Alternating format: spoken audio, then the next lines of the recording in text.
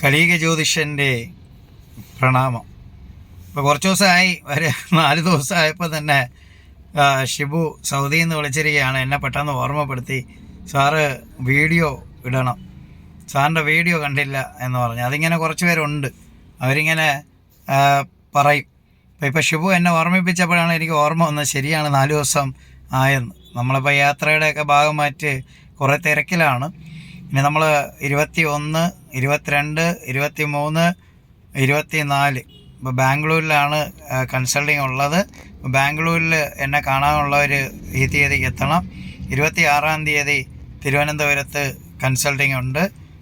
അപ്പോൾ ബാംഗ്ലൂർ വരുന്നവർ 21, 22, 23, 24 ആ ദിവസങ്ങളിൽ എന്നെ കോണ്ടാക്റ്റ് ചെയ്യാം.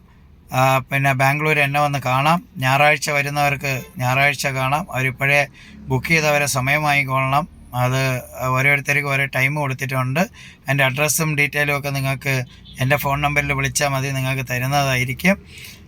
പിന്നെ വന്നിട്ട് വന്യ മൃഗങ്ങൾ, അതായത് നമ്മുടെ ആന ഉത്സവത്തിൻ്റെ എഴുന്നള്ളിപ്പിൽ ആനയുടെ ഇത് കാരണം 3 പേര് മരിച്ചു. അപ്പോൾ അത് നമുക്ക് വലിയ സങ്കടം ഉണ്ടാക്കുന്ന ഒരു കാര്യമാണ്. ഈ 3 പേരുടെ മരണം എന്ന് പറഞ്ഞാൽ ആന എത്ര പേരെയാണ് കൊന്നിരിക്കുന്നത്. ഞാൻ എൻ്റെ 2025 പ്രവചനങ്ങളിൽ അത് പ്രത്യേകം എടുത്തു പറഞ്ഞിട്ടുണ്ടായിരുന്നു. അത് തന്നെയാണ് ഇപ്പോൾ കണ്ടുകൊണ്ടിരിക്കുന്നത്. അപ്പോൾ അത് ദിവസം പ്രതി ആവർത്തിക്കുകയാണ്. അതാണ് ഇതിനകത്ത് വരുന്ന ഒരു കാര്യം. ഒരു ദിവസം ഇതിപ്പോൾ ഉത്സവപ്പറമ്പിൽ ഒരുപാട് പ്രോബ്ലങ്ങൾ ഉണ്ടാവും എന്നുണ്ട്, അതും കണ്ടു. അത് ദയവ് ചെയ്ത് ഞാൻ എന്തോ പറയുന്നു, കലിയ ജ്യോതിഷൻ എന്തോ പറയുന്നു, അത് തന്നെയാണ് ലോകം കണ്ടുകൊണ്ടിരിക്കുന്നത്. നിരവധി അരുങ്കൊലകളുടെ ബഹളം. മനുഷ്യൻ മൃഗങ്ങളായി മാറുകയാണ്. മനുഷ്യൻ്റെ സ്വഭാവം മൃഗങ്ങളെക്കാളും മോശമാവുകയാണ്. എന്ത് ഇങ്ങനെ റാഗിങ്, TV തുറന്നു കഴിഞ്ഞാൽ ക്രൂവലായിട്ടുള്ള കാര്യങ്ങളേ ഉള്ളൂ. മനുഷ്യൻ ഇത്രത്തോളം ക്രൂവലാവുകയാണ്. അവൻ്റെ ചിന്താഗതിയിൽ ചന്ദ്രൻ മനസ്സിനെ സൂചിപ്പിക്കുന്നു. ചന്ദ്രൻ മനസ്സിനെയാണ് സൂചിപ്പിക്കുന്നത്, മനസ്സിൻ്റെ കാരകത്തനാണ്. അപ്പം ഞാൻ പറഞ്ഞു ചന്ദ്രൻ വീക്കാണ്. അപ്പം മനുഷ്യരിൽ വൈരാഗ്യവും ദേഷ്യവും ഒക്കെ കൂടി വരും. അപ്പം എല്ലാവരും ഒന്ന് കൺട്രോൾ ചെയ്ത് മുന്നോട്ട് പോകണം. ചെറിയ കാര്യത്തിന് അരുങ്കൊലകളാവരുത്. ആക്സിഡൻറ്റുകൾ കൊണ്ട് പൊറുതിമുട്ടുന്നു. ഇന്നലെയും ആക്സിഡൻറ്റ്, ബൈക്കുകൾ തമ്മിൽ കൂട്ടിയിടിച്ചു, ആക്സിഡൻറ്റ് സംഭവിച്ചിരിക്കുന്നു. ഒരു ദമ്പതികൾ മരിച്ചിരിക്കുന്നു. അങ്ങനെ പോകുന്നു. മനുഷ്യൻ്റെ മനസ്സുകളിൽ ഒരു ഇതിലേക്ക് വരികയാണ്. മനുഷ്യന് മനസ്സുകളെ കൺട്രോൾ ചെയ്യാൻ പറ്റുന്നില്ല, മൃഗങ്ങൾക്ക് പറ്റുന്നില്ല. 4 സൈഡിൽ നിന്നുള്ള പ്രോബ്ലമാണ്. സെപ്റ്റംബർ വരെ ഇത് തുടരും. സെപ്റ്റംബർ വരെ. നോക്കൂ, അടുത്ത നിങ്ങൾ കണ്ടില്ലേ ട്രെയിൻ അപകടങ്ങൾ സംഭവിച്ച കണ്ട ഡൽഹിയിൽ. ഞാൻ രാവിലെ വാർത്ത നോക്കുമ്പോൾ 18 പേര് മരിച്ചിരിക്കുന്നു. മഹാസംഭവം തന്നെയാണ്. എന്തൊക്കെയാ നമ്മുടെ നാട്ടിലെ ദുരിതങ്ങൾ. 2025 എന്ന് പറയുന്ന വർഷം എന്തുമാത്രം ദുരന്തങ്ങളാണ്. നമ്മൾ ഫെബ്രുവരി ആയതേ ഉള്ളൂ, ഫെബ്രുവരി 15 ആയതേ ഉള്ളൂ. എന്തുമാത്രം ദുരിതങ്ങളാണ്. നമ്മൾ ദൈവാധീനം വർദ്ധിപ്പിക്കണം, ഭഗവാനോട് പ്രാർത്ഥിക്കണം, മനസ്സമാധാനപ്പെടണം. ദേഷ്യം വരുന്നവരെ 3 പ്രാവശ്യം ദീർഘശ്വാസം എടുക്കണം. ബ്രീത്തിങ്ങിൻ്റെ ഇത് ദീർഘമായിട്ടുള്ള അതെന്തെങ്കിലും വാക്ക് തർക്കങ്ങളോ കാര്യങ്ങളൊക്കെ വരുമ്പോൾ നിങ്ങൾ ദീർഘശ്വാസം എടുക്കണം. ഇപ്പം എല്ലാ പേരും മഹാദേവൻ ഹിന്ദുക്കളാണെന്നുണ്ടെങ്കിൽ ശംഭോ മഹാദേവ, ശംഭോ ശങ്കര മഹാദേവ, ലോകരക്ഷക, രക്ഷിക്കണമേ, ഞങ്ങളെ രക്ഷിക്കണമേ, ശംഭോ ശങ്കര മഹാദേവ എന്ന് പ്രാർത്ഥിക്കണം.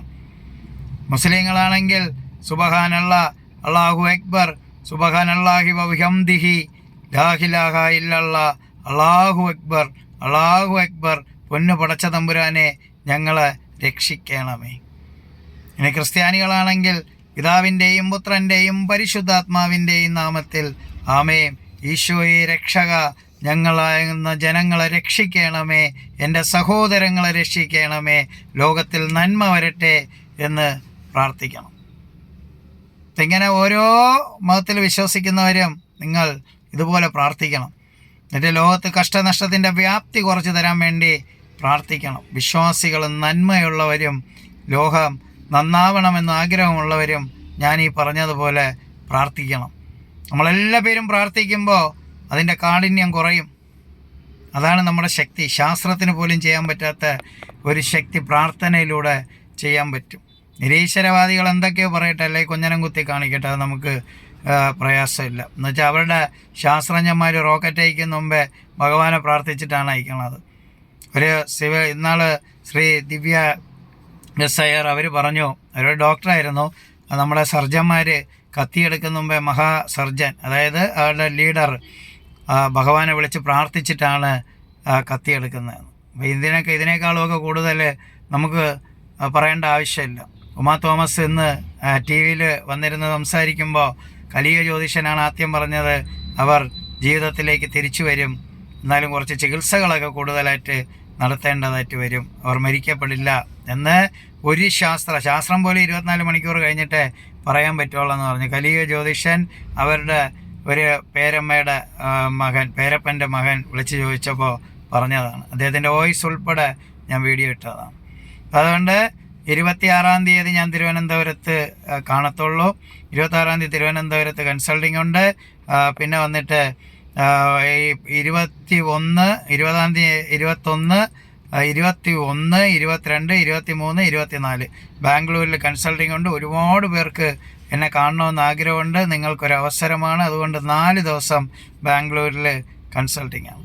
നിങ്ങൾക്ക് എല്ലാ പേർക്കും എന്നെ അവിടെ വന്ന് കാണാം. നമ്മളെല്ലാ പേരും ഇനി പ്രാർത്ഥനയിലും അവരവർ വിശ്വസിക്കുന്ന മതത്തിൽ ഈ ലോകത്ത് നഷ്ടങ്ങളൊന്നും സംഭവിക്കാതിരിക്കട്ടെ, ഞങ്ങളുടെ സഹോദരങ്ങൾക്ക് ഒരാപത്തും വരാതിരിക്കട്ടെ എന്ന് അവരവർ വിശ്വസിക്കുന്ന മതത്തിൽ നിന്ന് പ്രാർത്ഥിക്കണം. അതാണ് നിങ്ങൾ ഇനി ചെയ്യേണ്ടത്. അങ്ങനെ നമുക്ക് കഷ്ടനഷ്ടത്തിൻ്റെ വ്യാപ്തി കുറയ്ക്കാൻ പറ്റും. ഒരുപാട് പേര് ഒരു കാര്യം പ്രാർത്ഥിച്ചാൽ അതിന് വലിയ ശക്തി ഉണ്ടാവും. ഇത് സ്വാർത്ഥതയ്ക്ക് വേണ്ടിയുള്ള പ്രാർത്ഥനയല്ല, ഇത് നന്മയ്ക്കുള്ളതാണ്. ഇവിടെ ജനൂനുണ്ട്. ആ ജനൂൻ അനുസരിച്ചുള്ള, അതായത് ജനൂൻ്റെ സൈഡേ ദൈവങ്ങൾ നിൽക്കുകയുള്ളൂ. ഭഗവാൻ ജനൂൻ്റെ കൂടെ നിൽക്കുകയുള്ളൂ. അത് അനുഭവിച്ചറിഞ്ഞുകൊണ്ട് എനിക്കത് വ്യക്തമായിട്ട് അറിയാം. നിങ്ങൾക്കെല്ലാവർക്കും കലീക ജ്യോതിഷൻ്റെ നന്ദി, നമസ്കാരം, പ്രണാമം. സുബ്ഹാനല്ലാഹ്, അൽഹംദുലില്ലാഹ്, അല്ലാഹു അക്ബർ. പിതാവിൻ്റെയും പുത്രൻ്റെയും പരിശുദ്ധാത്മാവിൻ്റെയും നാമത്തിൽ ആമേൻ. ബ്രഹ്മ വിഷ്ണു മഹേശ്വരർ ആദിപരാശക്തിയായ നമഃ. ലോക സമസ്ത സുഖിനോ ഭവന്തു. ലോകത്തിലെ സകല ജീവജാലങ്ങളും സുഖത്തോടെയും സന്തോഷത്തോടെയും സൗഭാഗ്യത്തോടെയും ജീവിക്കട്ടെ എൻ്റെ പൊന്നിൻ മഹാദേവ. ഹര ഹര ശംഭോ മഹാദേവ.